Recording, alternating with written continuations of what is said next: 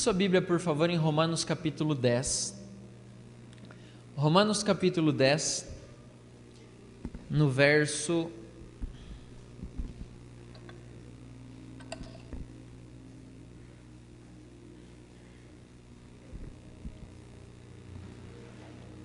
Romanos capítulo 10, verso 4. Não precisa projetar não, tá, Paty? Porque essa tradução ela é diferente, aí acaba confundindo. Romanos 10, verso 4 diz assim: porque o fim da lei é Cristo, para a justiça de todo aquele que crê. Porque o fim da lei é Cristo, para a justiça de todo aquele que crê. Alguns afirmam que nós somos obrigados a cumprir toda ou algumas partes da lei ainda hoje. E isso não é algo novo, na verdade isso é bem antigo, porque Paulo ele travou ali uma batalha com os Gálatas, os quais ele mesmo tinha ensinado a respeito da nova aliança, e Paulo fica estressado com eles por causa daquilo que eles estavam fazendo. E eles estavam se afastando da sã doutrina, que é Jesus e mais nada. Gálatas capítulo 3, versos 1 ao 3, se você quiser abrir.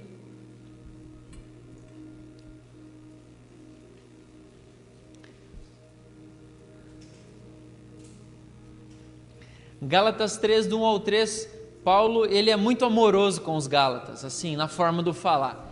Ó Gálatas, seus insensatos, quem vos fascinou a vós outros, ante cujos olhos foi Jesus Cristo exposto como crucificado? Quero saber apenas isso de vós. Olha a pergunta que Paulo fez a eles. Recebestes o Espírito Santo pelas obras da lei ou pela pregação da fé? Sois assim insensatos, que tendo começado no Espírito, estejais agora vos aperfeiçoando na carne? Eu acredito que Paulo estava muito estressado. Já pensou? Os irmãos que você tanto ama, você chegar um dia e falar assim: seus insensatos, quem é que está convencendo vocês a andar dessa forma? Vocês receberam a Cristo pela fé, e agora vocês estão querendo andar pelas obras, vocês estão querendo andar pelas leis. Quem que fez isso com vocês? Não sei se ele estava mais indignado com os Gálatas ou com o ensino judaizante da galera que estava infiltrada ali no meio deles, mas que ele estava muito grilado, ele estava. E nos versos 24 e 25 do mesmo capítulo, Paulo ele continua: de maneira que a lei, ela nos serviu de aio para nos conduzir a Cristo, a fim de que fôssemos justificados por fé. Então a lei, ela nos... O que o aio faz no casamento? Quem aqui já casou? Levanta a mão, das mulheres. Você já casou? Teve aio no seu casamento? Hã? Teve? O que o aio faz? Ele leva as alianças. Alguém falou que o aio levou a noiva? Não teve? Você está querendo... Hã?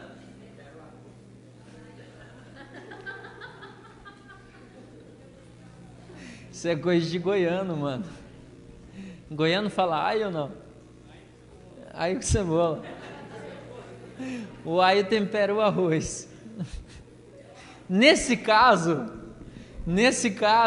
o aio, ele é a lei, e a lei ela nos serviu para conduzir-nos até Cristo, e quando nós chegamos a Cristo, nós fomos justificados pelas obras que nós tínhamos cometido antes, não é verdade? Não, nós somos justificados pela... Vocês têm certeza? Então nós somos justificados pela... Pode participar, não é pegadinha, está na Bíblia, é só ler, ó. de maneira que a lei nos serviu de aio para nos conduzir a Cristo, a fim de que fôssemos justificados por fé. Mas, tendo vindo a fé, já não permanecemos subordinados ao aio. Quem que era o aio? A lei. Fala, a lei. Fala mais forte. A lei era o aio que não temperou arroz, mas me conduziu a Cristo. Diante de Cristo, eu fui justificado pela fé. Depois disso, eu não estou mais debaixo da lei, ou precisando do aio, como você preferir. Então, o propósito da lei era nos conduzir a Cristo. Um dos propósitos da lei era nos conduzir a Cristo e mostrar que os nossos padrões de moralidade, com os nossos padrões, nós não conseguiríamos a redenção diante do Senhor. E assim nós nos rendemos a Deus e nós somos justificados através do sacrifício de Jesus. E aí às vezes você está pensando aí na sua mente brilhante que eu estou chovendo no molhado. Para quantos eu estou chovendo no molhado? Levanta a mão. Vocês sabem disso. Estou falando sério. Quantos aqui já sabem disso? Quase todos sabem. Quase todos sabem disso. E realmente é de propósito que eu estou chovendo no molhado. Paulo então ele pede para eles considerarem o seguinte: primeiro, recebemos o Espírito pela fé ou pela lei? Pela fé. Aí ele faz outra pergunta: o que deve então supervisionar as nossas ações a partir de agora? A lei? Então, se as Escrituras dizem que não há mais lugar para a lei na vida daqueles que estão em Cristo, daqueles que creem em Cristo, a questão mais lógica é quem exerce o papel de supervisionar a nossa vida. Se a lei era o que tentava nos manter na linha antes de Jesus, e agora a lei ela nos serviu de aio e nós não estamos mais debaixo da lei, não é eu que estou falando, são as Escrituras. Então a pergunta que eu faço para você é: quem supervisiona os nossos passos agora?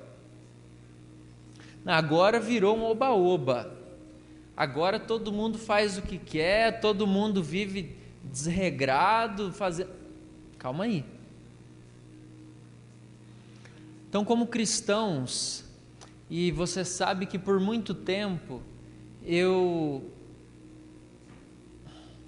é muita justiça própria, sério, é muita justiça própria, mas como cristãos, nós temos o desejo de agradar o Senhor. É errado eu pensar que como cristão você quer pecar. É errado eu pensar que como cristão você quer fazer as obras da carne. É errado eu pensar que como cristão você está preocupado só com o seu umbigo e nada mais. Porque o Senhor não pensa assim. O Senhor não pensa dessa forma. E como cristão há um desejo profundo no nosso coração de agradar a Deus, tendo um comportamento correto. E isso muitas vezes pode nos levar ao erro de ter uma vida baseada na lei. Porque eu tenho o desejo de agradar o Senhor, eu tenho o desejo de fazer as coisas corretas, eu tenho o desejo de não errar, e qual que é a forma mais fácil de fazer isso? Seguindo leis. Então é muito simples eu me chegar até Cristo pela fé, porque não tem outra forma, e eu tentar caminhar com Cristo através das leis. Isso é mais simples do que você imagina, e pode ser que nessa noite você descubra algumas características no seu coração que apontam para isso. Felizmente, Deus ele não nos salvou para nos deixar ao léu, para nos deixar jogados, nos deixar ao ermo. Quando cremos, o Espírito Santo ele passa a habitar dentro de nós, ele passa a viver em nós. E a palavra fala que nós nos tornamos um só Espírito com o Senhor. É louco isso, não é?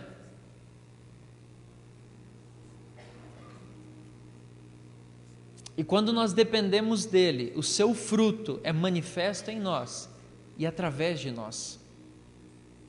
Só que é necessário entender que a forma de agir do Espírito Santo, ela é radicalmente diferente da lei. Porque a lei ela traz obrigações. A lei ela traz para você, eu costumo falar que a lei ela nos dá cercas, né? Ela nos dá cercas. Imagina que tem um cercado ao redor aqui desse tablado. Então, no momento que eu chego aqui na beirada, eu não vou cair, porque o cercado ele me impede disso. A lei faz isso, mas o Espírito Santo ele não age dessa maneira.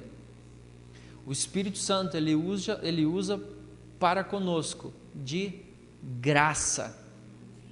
E a graça ela não tem nada a ver com a lei. Na lei você faria para merecer. Em Cristo o Espírito age por meio da graça que nos foi revelada onde? Em Cristo. Em Cristo é que nós conhecemos essa graça. E o contrário do que nós podemos achar, e às vezes nós achamos que a graça ela é meio que uma misericórdia de Deus, né, para conosco, né, sobre a nossa vida. A graça ela não é misericórdia. A graça ela é mais parecida com a forma, com o sistema que o Espírito Santo usa para nos aconselhar e para nos ensinar a cada dia. Mas por que eu estou falando isso? Tito capítulo 2, verso 11. Tito está lá no Novo Testamento.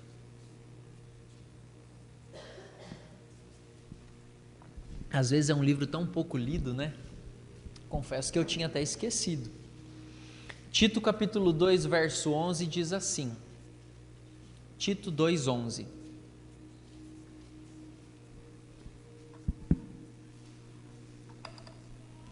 Porquanto a graça de Deus se manifestou salvadora a todos os homens, educando-nos para que, renegadas a impiedade e as paixões mundanas, vivamos no presente século sensata, justa e piedosamente, aguardando a bendita esperança e a manifestação da glória do nosso grande Deus e Salvador, Cristo Jesus, o qual a si mesmo se deu por nós, a fim de remirmos de toda iniquidade e purificar para si mesmo um povo exclusivamente seu, zeloso de boas obras.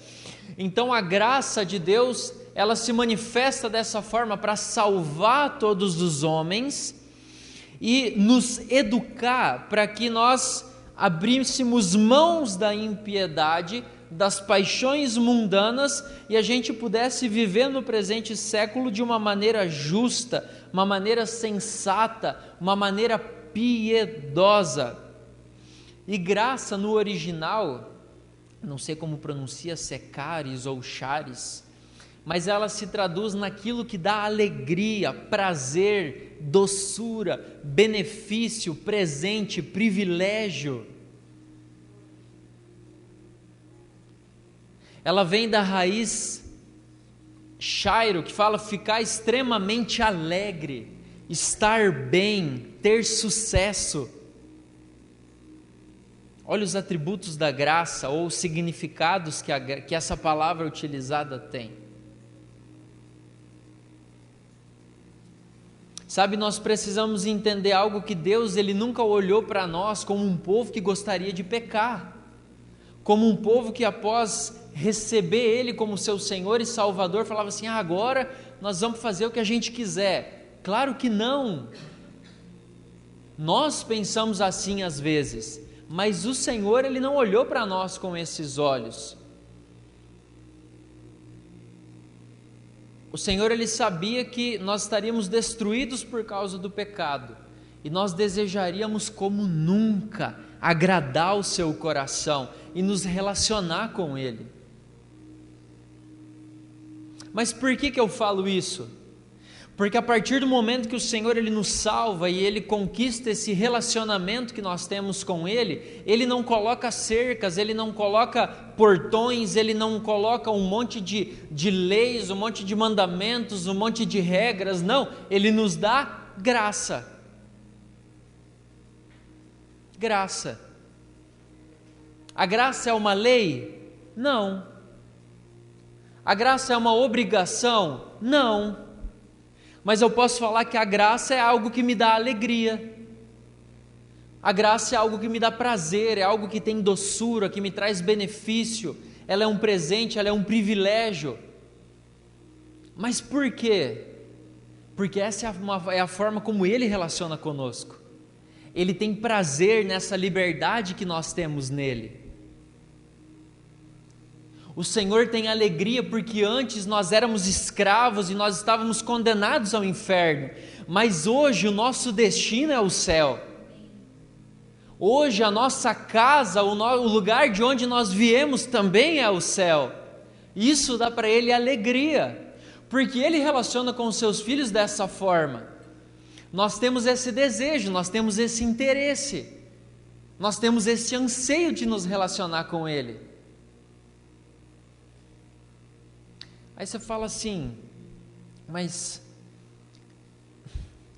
é um pouco estranho falar dessa forma, porque às vezes pode não ser bem o que eu manifesto no meu dia a dia.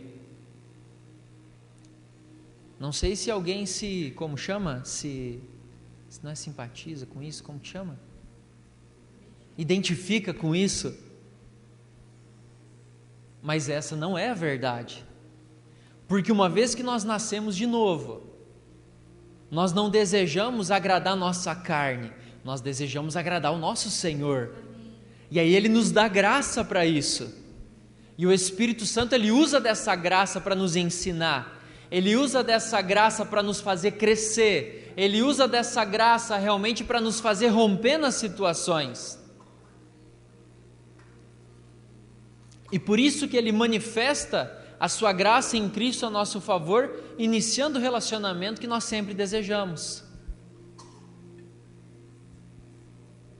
E é através dessa alegria que nós crescemos e aprendemos com o Espírito Santo, sendo Ele o nosso Consolador, aquele que está sempre conosco, nos consolando e nos assistindo, nos auxiliando naquilo que nós somos fracos. Essa é uma das características do Espírito Santo. Ele nos assiste nas nossas fraquezas.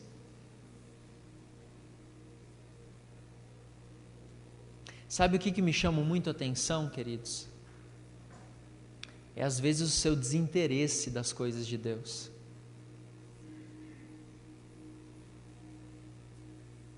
Presta atenção no que eu estou falando. Isso pode fazer com que você pare de viver uma vida de derrotado e comece a viver uma vida de quem realmente você é. A única maneira de ensinar o nosso coração é chovendo no molhado. Sabia disso? Você ensina hoje, você ensina amanhã, depois de amanhã você vai repetir para ele, até que você tenha certeza, Sandra, que o seu coração está convicto que essa é a verdade. Essa é a forma como o Senhor nos ensina. Sabe, e o segredo dessa graça, na verdade o segredo é que essa graça, ela desativa o nosso orgulho. Mas por que ela desativa o nosso orgulho? É porque uma vez que a lei requer que nós sejamos perfeitos por nosso intermédio e por nosso esforço, a aceitação incondicional de Deus através de Cristo desativa todo esforço humano. e permite que o Espírito Santo, ele seja tudo o que ele quiser através de você. E é aqui que você perde o controle da sua vida. E o nosso maior medo sempre foi perder o controle da nossa vida. Estou mentindo? Mas é isso que essa graça faz. Ela faz com que a gente perca o controle. Porque nós não somos mais nossos senhores. A partir de agora, Ele é o nosso Senhor. E o Espírito Santo, Ele faz da forma como Ele quiser. E quando nós nascemos de novo, o interessante é que nós descobrimos que o domínio próprio, ou o autocontrole, ele não é algo mais que nós fazemos na força do braço. É o fruto do Espírito Santo. E aí, sem andar no Espírito, você não tem mais controle. Eu sei que parece estranho, mas você que nasceu de novo, se você quiser andar pela carne, você vai parecer um trem desgovernado entrando no meio de uma cidade cheia de pessoas no meio da rua. Você só gera morte, porque a única forma de ter fruto bom é através do Espírito. Gálatas, no capítulo 9, relata muitos aspectos do fruto do Espírito. E no final ele declara que contra essas coisas não há lei. Vamos ler? Deixa eu ver se nós temos tempo. Temos tempo, vamos lá. Gálatas capítulo 9. 5? Não é 9? Então vamos no 5 mesmo.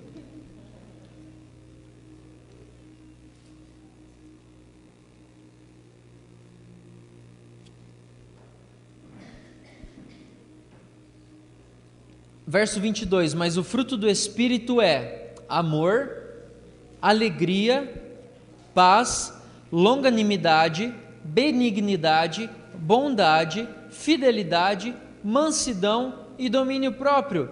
Contra essas coisas não há lei. Mas quais são as obras se eu tentar andar pela carne? Prostituição, impureza, lascívia, idolatria, feitiçaria, inimizades, porfias, ciúmes, iras, discórdias, dissensões, facções, verso 21, invejas, bebedices, glutonarias e coisas semelhantes a essas. Mas por que nas obras, por que no fruto do Espírito não há lei?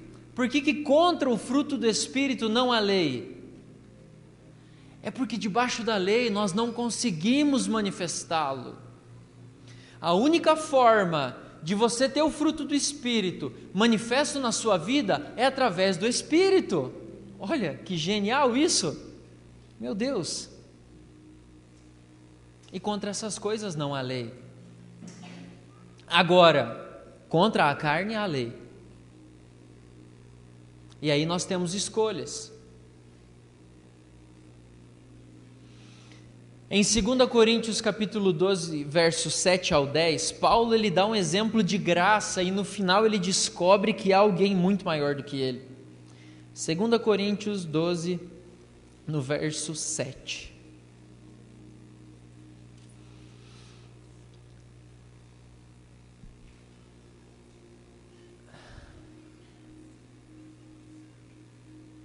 Segunda Coríntios 12, 7.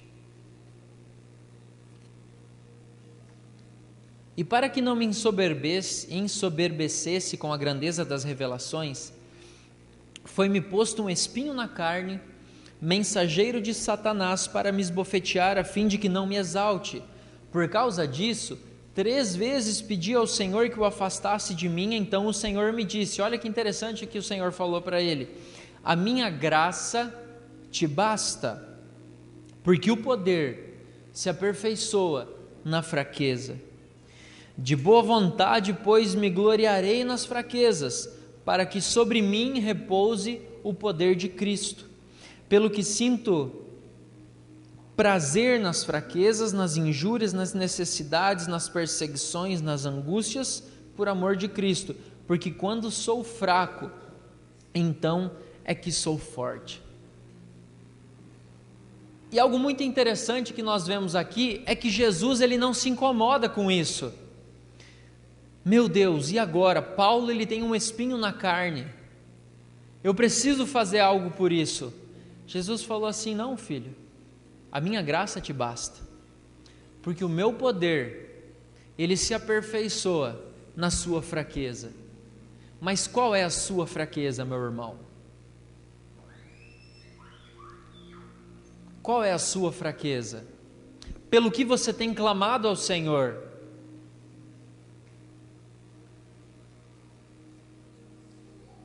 Qual é o espinho na carne que você pode ter que te faz, que te leva a orar para que o Senhor remova ele de você?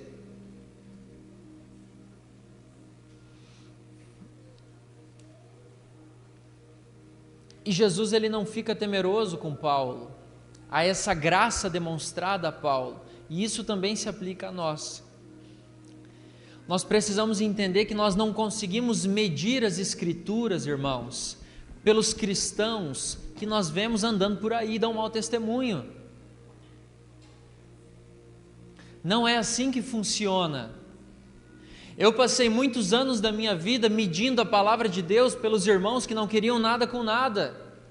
Eu passei muitos anos da minha vida medindo a palavra de Deus pelos irmãos que não tinham compromisso nenhum com o Senhor, que eles queriam o Jesus que salva, cura, liberta e leva para o céu, somente isso, mas que eles pulavam a parte do Senhor. Ele é o meu Senhor. E aí esqueciam dessa parte. Aí o que você faz com essas pessoas? Você coloca lei, você coloca regras, você coloca limitações. É assim que nós controlamos as pessoas. Só que às vezes as pessoas elas não impõem isso para você. Às vezes é você que se impõe, criando uma fantasia de que dessa forma você pode estar andando no Espírito. Ou às vezes olhando para o irmão do lado e falando assim: se ele pode, eu também posso. Ou, como Simão falou, se Jesus soubesse quem é que está ali lavando os pés dele, é uma pecadora.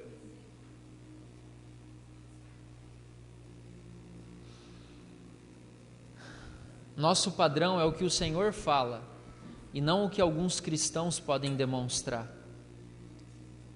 E voltando os olhos para isso, foi que alguns deram lugar à lei dentro das suas pregações, deram lugar à lei dentro das suas doutrinas e tantas coisas mais, tentando produzir nas pessoas a imagem de Cristo. Só que entenda algo: Cristo, ele só é gerado através da fé. José, ele não relacionou com Maria até que Jesus nascesse. Jesus ele não foi fruto de trabalho do homem. E nós não conseguimos produzir Jesus em nossos irmãos dessa forma. É somente através da fé. Gálatas capítulo 5, verso 1 diz assim: para a liberdade foi que Cristo nos libertou. Permanecei, pois, firmes e não vos submetais de novo ao jugo da escravidão. E é interessante que eu e você, nós não corremos o risco, irmãos, de voltar a fazer holocausto. Já pensou? Rafa, precisamos comprar uma ovelha, porque eu andei pecando esses últimos dias e eu vou ter que fazer um holocausto para que o Senhor ele me perdoe. Já pensou, Ranier, com aquela lenha? Ia dar um fogo bonito. Ia ser desperdiçado, mas ia dar um fogo bonito. Nós não corremos esse risco. Alguém já fez holocausto para Deus? Nós não fazemos essas coisas. Então você fique em paz. Você não corre o risco de voltar a fazer o holocausto. Só que nós corremos um sério risco de achar que nós merecemos alguma coisa por causa das nossas ações. E é isso que os Gálatas estavam fazendo. Eles conheceram Cristo através da fé, mas eles achavam que eles poderiam andar através da lei. E quando você acha que você merece alguma coisa, você pode estar em sérios problemas. Quantos pecados é necessário que uma pessoa cometa para ela ser pecadora? Pode responder. Quantos pecados é necessário que ela cometa? Não é verdade. Eu sei que essa pergunta ela é bem capciosa, né? Mas não é necessário nenhum pecado para que uma pessoa ela seja achada pecadora. Nenhum. Por quê?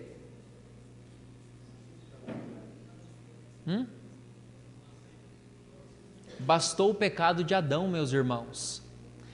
Só que a resposta mais frequente a essa pergunta é que precisa de um pecado. E essa resposta, ela revela o que as pessoas comuns creem sobre a natureza humana.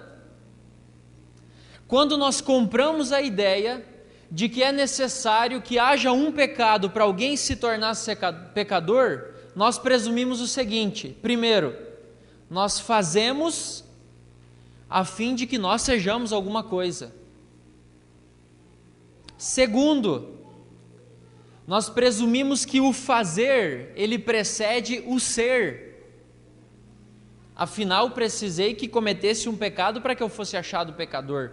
E é assim que funciona a lei de Deus. Mas isso não é verdade. Você não precisa cometer pecado nenhum para ser achado pecador. Bastou Adão pisar na bola. A culpa é dele.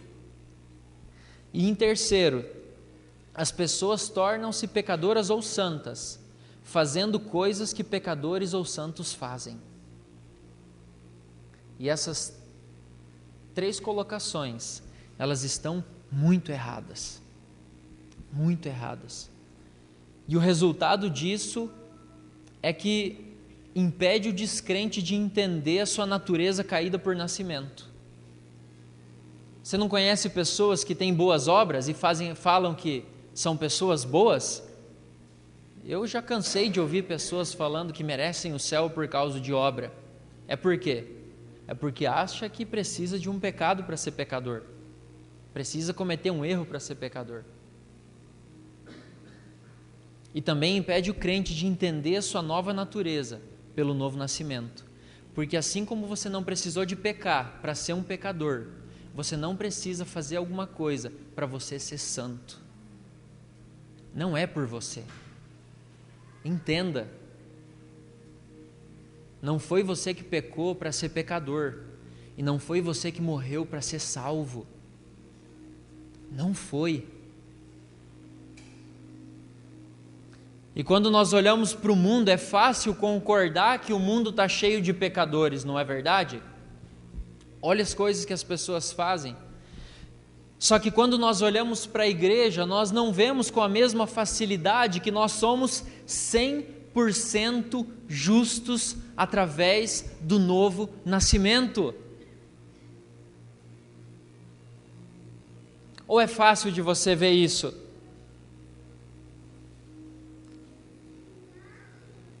Que a igreja ela é 100% justa, que a igreja ela é santa e ela é irrepreensível diante de Deus. Você vê a igreja com esses olhos? Se você não vê, é porque você pode achar que você tem que fazer alguma coisa para isso acontecer. E isso é justiça própria. E a nossa justiça diante de Deus, ela é como trapo de imundícia. E se nós andamos em justiça própria, nós estamos muito enrolados. Na linha teológica do catolicismo, por exemplo, santos são aqueles que sofrem pelo Evangelho, não é verdade? São santificados, né? São, como chama? Canonizados, né? Pessoas que realizaram milagres e supostamente alcançaram um estado moral maior do que o da maioria das pessoas. Aí eles são reconhecidos como santos pela teologia católica, né? No pensamento protestante, no entanto, a palavra santo ela não é muito usada para descrever os irmãos. Já pensou? Você vê o irmão cometendo um pecado e você fala assim, esse irmão é santo. Esse irmão é santo e irrepreensível diante de Deus. O que é melhor falar? Miserável pecador, eu acho que nem salvo ele é. Olha o que ele está fazendo. Às vezes parece que as pessoas se sentem mais confortáveis usando outros termos como crente, cristãos ou salvos. Para muitos é mais fácil você se vê como um mero pecador do que como santo. E isso me leva a pensar algumas coisas. Primeiro é que se for um pecador, você tem desculpa para aquilo que você faz. Afinal, nós somos meros pecadores. Isso pode ter uma cara de humildade, mas isso é puro justiça própria. E justiça própria fede.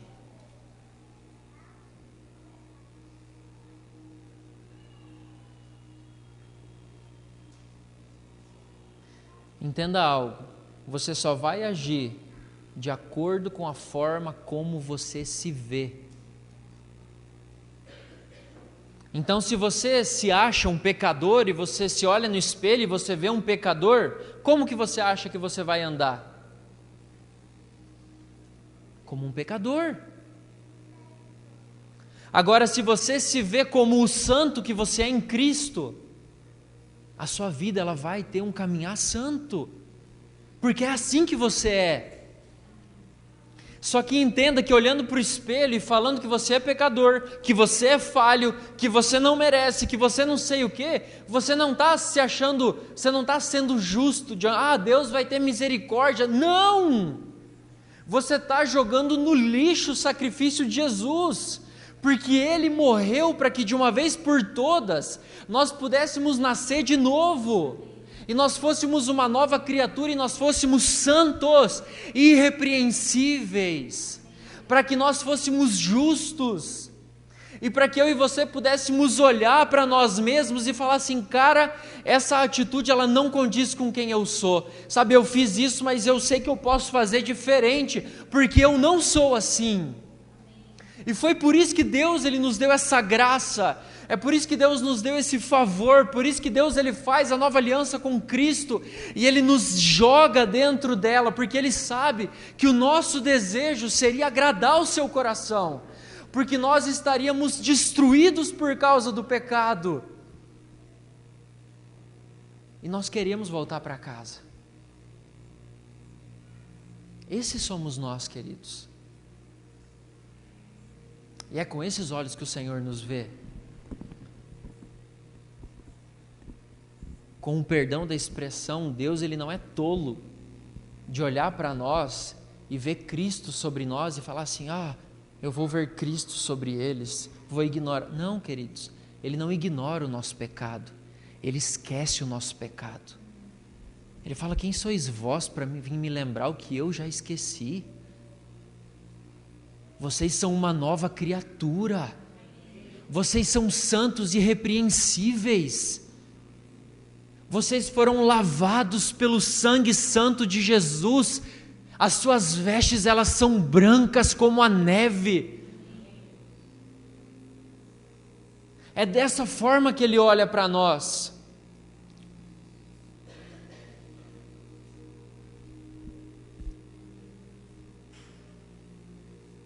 Sabe, imagina o faxineiro de uma grande empresa. E ele há 10 anos é o faxineiro daquela empresa. E ele pegou tanto amor por aquela empresa, mano. Tanto amor, um certo dia ele estava indo para casa e andando a pé, ele acha um bilhete de loteria no chão. Ele fala, um bilhete? Quem que perdeu isso aqui? E ele cata o bilhete e ele vai para casa. Como todo bom cristão, é na sexta-feira que corre a Mega Sena, né? É isso? Quarta e sábado. E como todo bom cristão, no sábado ele está lá assistindo, sei lá o que passa na TV, e começa o sorteio da Mega Sena. E aí, pasme você, ele é sorteado, e aquele bilhete era premiado, e ele ganha lá 100 milhões na Mega Sena. Adivinha o que ele fez? Ele chegou para o dono da empresa e falou assim, olha, eu sou apaixonado por essa empresa, eu ganhei 100 milhões na Mega Sena, e eu quero comprar ela agora. Ele compra a empresa e aquele cara que era faxineiro, ele sai de faxineiro, ele começa a ser o dono da empresa. Ele é o presidente daquela mega empresa agora. Só que tem algo que não mudou dentro dele. Sabe o que não mudou? A mentalidade. E aí aquele faxineiro que ganhou na Mega Sena, ele se torna o presidente e proprietário da empresa, só que ele leva a empresa à falência, porque ele era o presidente com cabeça de faxineiro. Ele não sabia administrar, ele se preocupava com coisas supérfluas, e ele joga tudo fora.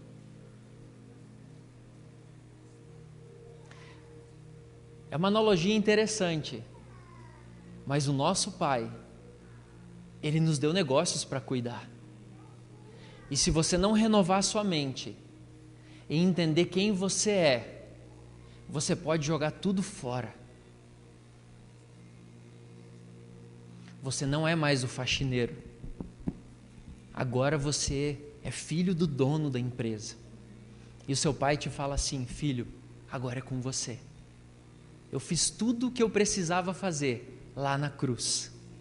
Agora eu preciso que você me represente. E aí quando você sai da sua casa todos os dias, você fala: e aí, pai, o que nós vamos fazer hoje? Como que nós vamos manifestar o seu reino? Como que eu vou andar pelas ruas dessa cidade? Colossenses capítulo 1, versos 21 ao 23.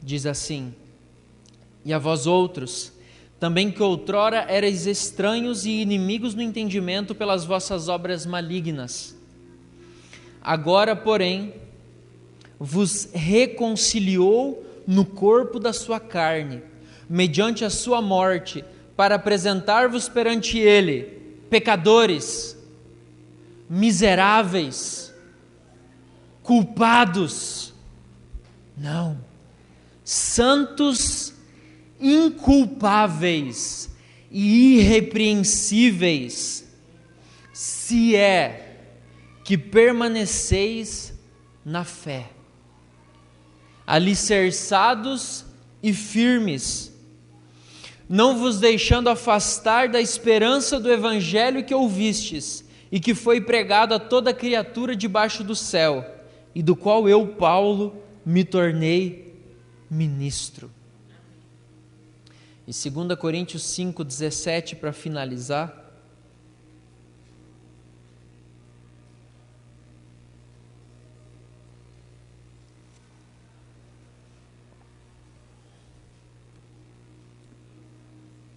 E assim, se alguém está em Cristo, é o quê? Nova criatura. As coisas antigas já passaram, eis que se fizeram novas.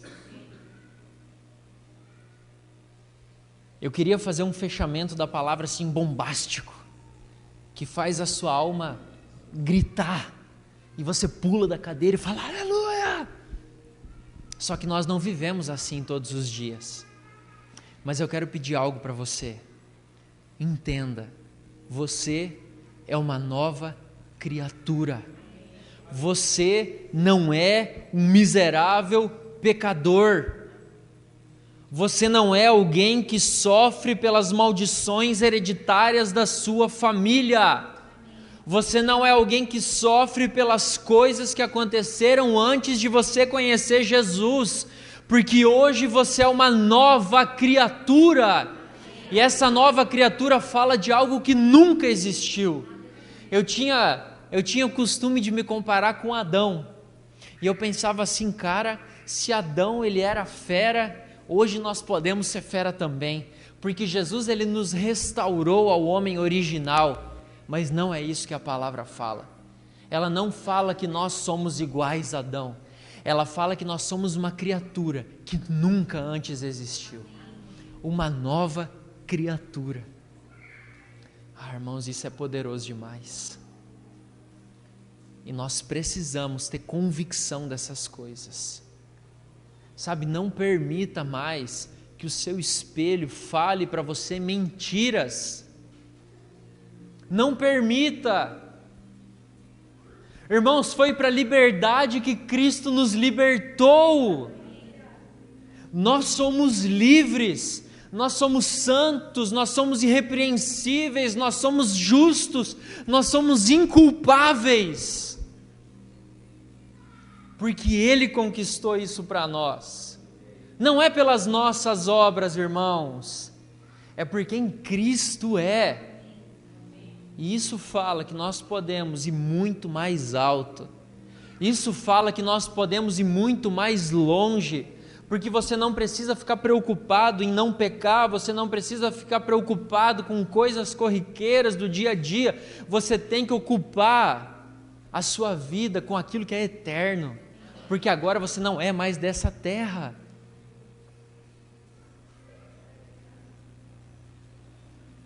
Aí eu fico na dúvida, né? Será que os irmãos entenderam? Estão tão quietos? Vamos ficar de pé.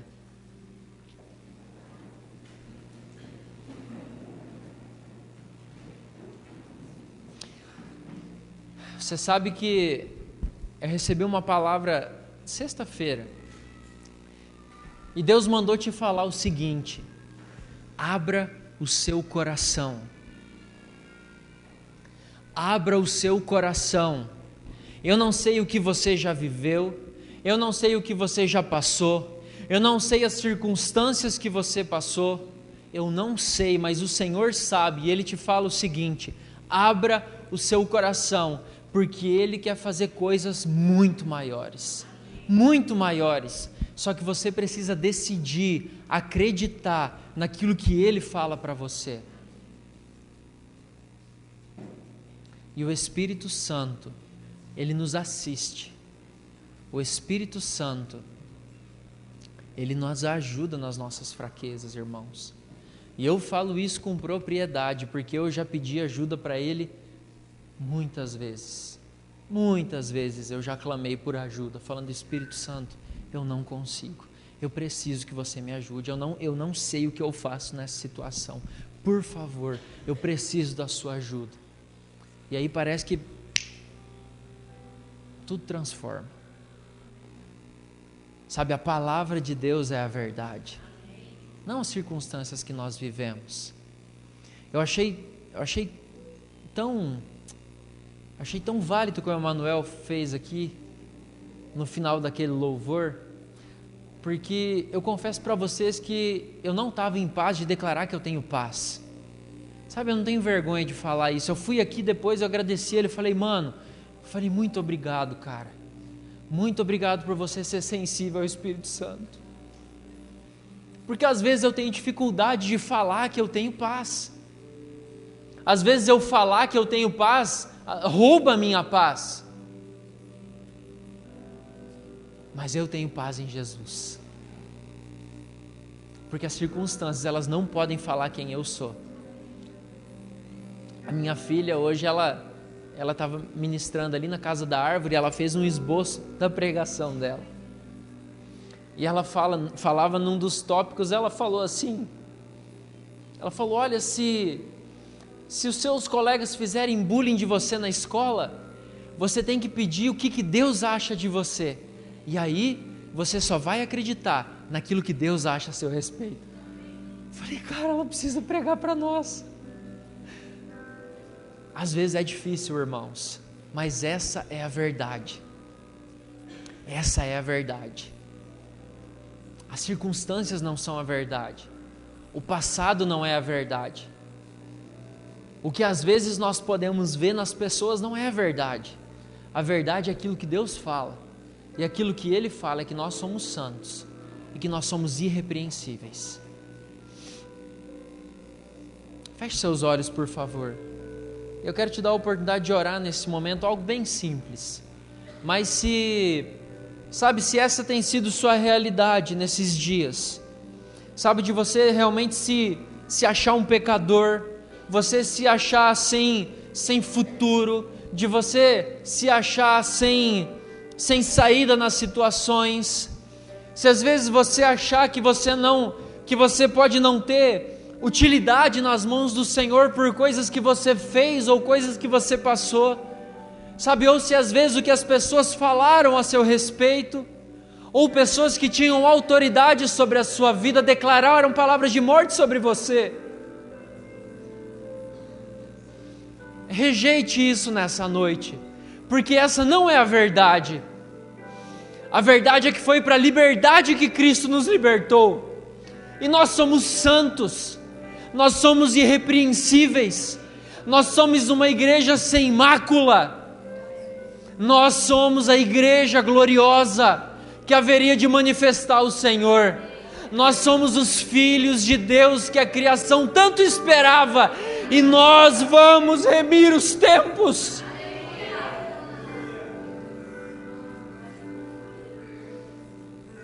Porque Ele já consumou a obra, antes do começo, Ele já tinha feito o final.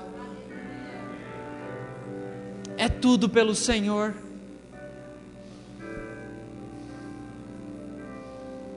É tudo pelo Senhor.